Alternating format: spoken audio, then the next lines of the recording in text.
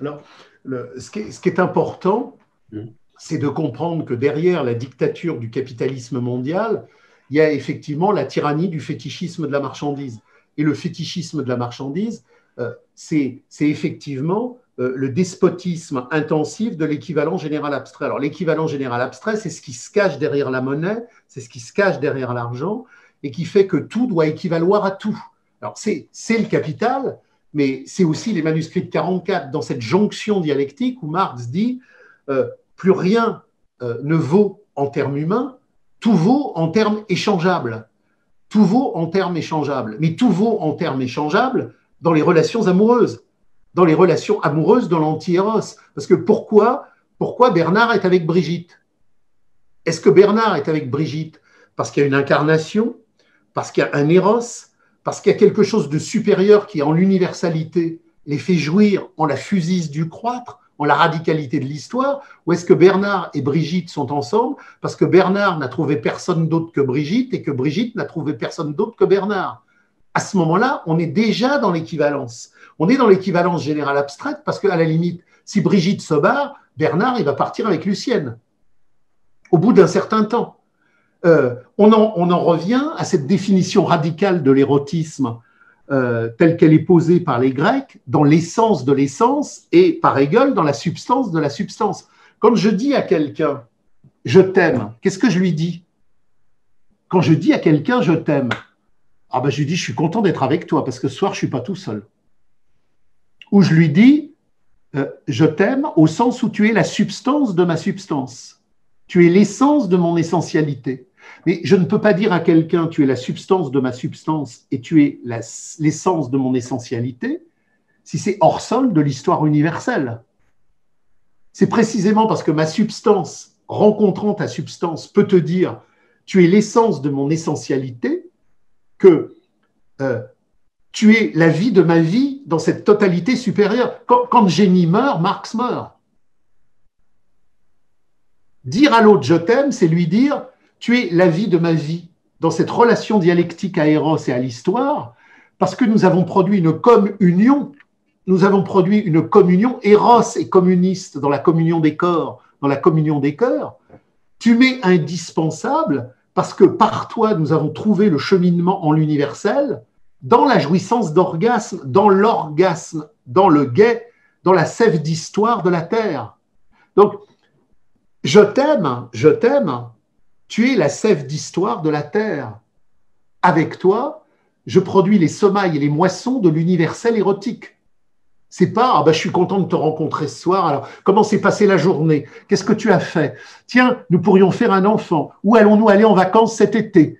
Tiens, nous allons nous marier. Tiens, nous allons faire un troisième enfant. Tiens, si nous nous mettions en handball, c'est pas ça l'amour. Mais pour 99% des gens, dans le spectacle narcissique des échanges de l'équivalent général abstrait où tout est interchangeable, il s'agit d'occuper l'espace horizontal. Les Grecs nous ont appris qu'il y a deux espaces. Il y a l'espace horizontal et il y a l'espace vertical. Et le Christ nous dit d'ailleurs que l'espace vertical est profondément, radicalement humain, puisque l'espace vertical est l'espace où l'homme reçoit l'incarnation du divin. Donc, on ne peut pas s'aimer dans l'horizontal. 90% des couples dans la réification marchande, c'est la gestion de l'horizontal. Il y a le temps qui passe dans l'horizontal. Mais où est la verticalité? La transcendance de l'infini, la substance de la substance, l'essence de l'essence, l'histoire de l'histoire. Et c'est de ça dont nous a dépossédé le capital. Parce que le capital a besoin de couples abrutis dans la reproduction échangiste de l'anti-angoisse, parce que ça ne peut pas être subversif.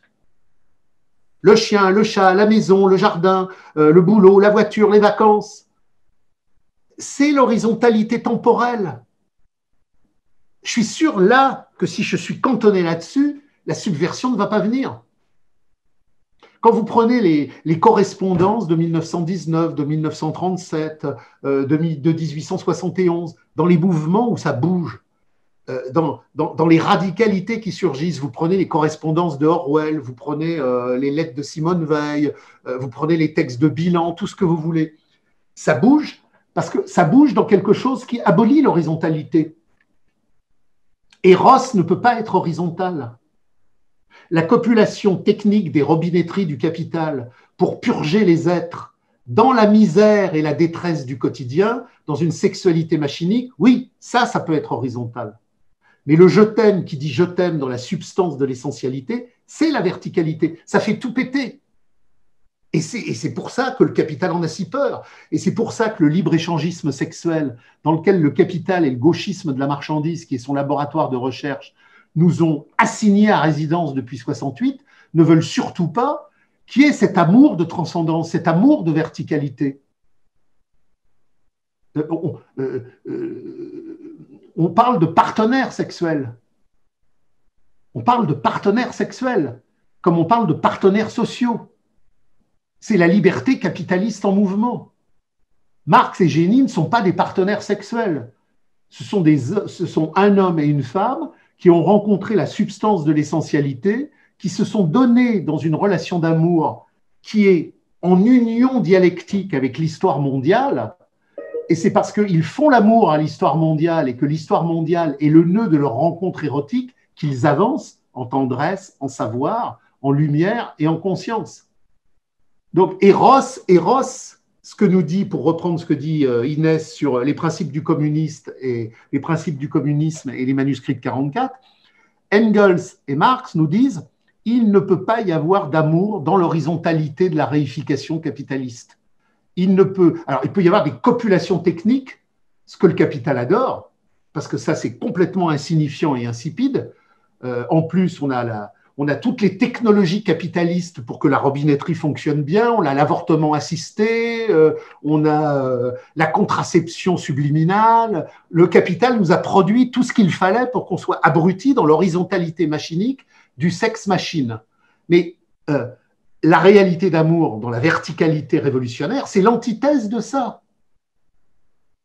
Et vous pouvez lire toute la correspondance Marx-Engels, tous les délires de l'émancipation sexuelle contemporaine qui aboutit au LGBTisme du capital, l'homosexualité, la contraception, l'IVG, ils n'en parlent pas. Ils ne sont pas là-dedans. Ils sont dans l'abolition de cette horizontalité-là. C'est le bolchevisme, c'est la social-démocratie qui vont rentrer dans toutes ces conneries émancipatoires de la femme marchandise. Marx et Engels, non seulement n'en parlent pas, mais dans leur correspondance, ils font une critique radicale de ce que va devenir le féminisme et de ce que va devenir l'homosexualisme. Parce qu'ils savent très bien que du point de vue de la lutte de classe et de l'émancipation de l'être générique, on n'a qu'un seul levier, c'est le héros radical, le héros transcendantal et vertical de l'être générique, que nos auditeurs aillent lire le 3e manuscrit des manuscrits de 44. Il y a des phrases sur l'amour qui sont d'une substantialité infinie et qui sont indépassables. Et elles définissent ce qu'est la Gemeinwesen. Le vrai sens, le faux sens, le vrai goût, le faux goût, la pathologie narcissique, la réalité objective, la réification.